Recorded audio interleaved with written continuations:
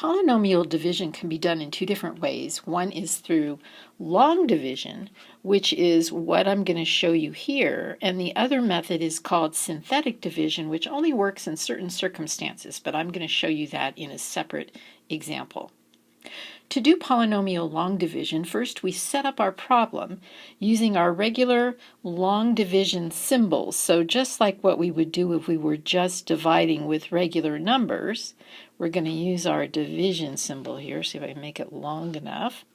So we're going to write down 6x cubed minus 5x squared. Now I'm going to leave a space here, which I'll explain in just a moment, and then write down my plus 5.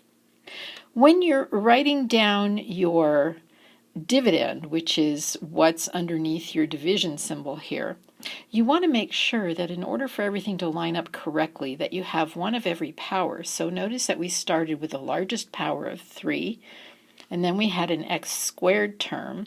What we're missing here is an x to the first term. So we're going to leave a placeholder here, and again, that's just so that things will line up correctly. We're not changing the problem. So some people will just leave a space and other people will write something like 0x to the 1. Now we're ready to go.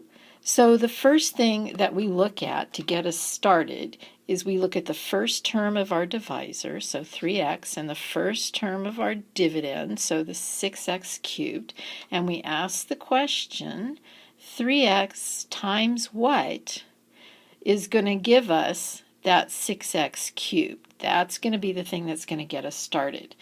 So if we think about that for a second, we see that 2x squared times our 3x is going to give us 6x cubed. So we go ahead and we make that multiplication, and in fact, whatever number we write up on the top, we always have to multiply it by our whole divisor.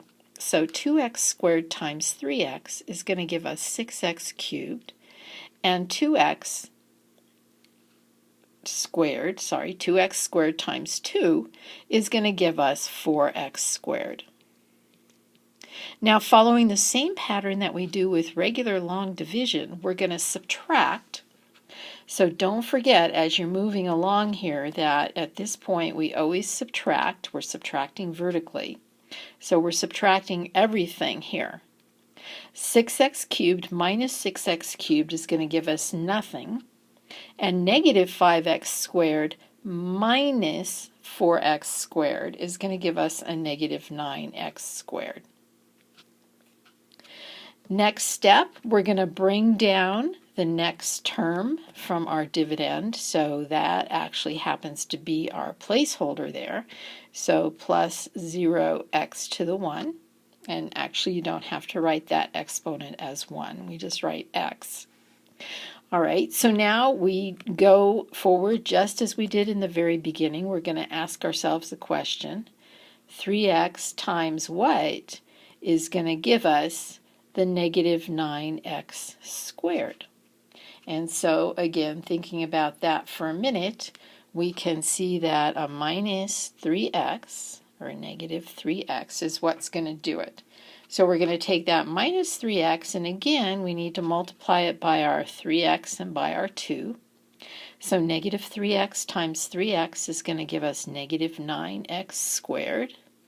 And negative 3x times our 2 is going to give us a minus 6x. Next step, recall, is our subtraction. So we're going to subtract. So we have now a negative 9x squared minus a negative 9x squared, and that's going to be zilch. And then we have a 0x minus a negative 6x, so that's going to give us a 6x. And now we're ready to bring down our next term, which also happens to be our last term, so plus 5 here. And, we just need to move that down a little bit more. So let's move that down to the correct place. And we have down here, we have plus 5. So now one more multiply here, one more time. Let's go through it. we're going to ask the question 3x times what? So times question mark is going to give us that 6x. So 3x times 2 should give us 6x, so plus 2. So 2 times 3x gives us 6x. 2 times 2 gives us 4.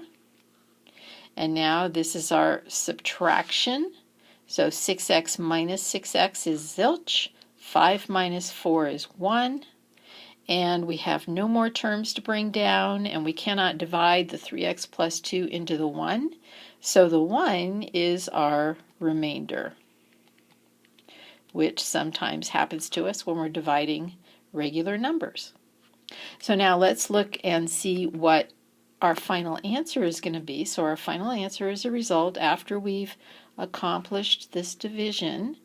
And so our final answer is going to be 2x squared minus 3x plus 2. And now we have to account for that remainder. So we're going to take our remainder, becomes the numerator of our fraction, and what we were dividing by is the denominator. And again, this is exactly the same as what we would do if we were doing regular numbers. So there is the answer.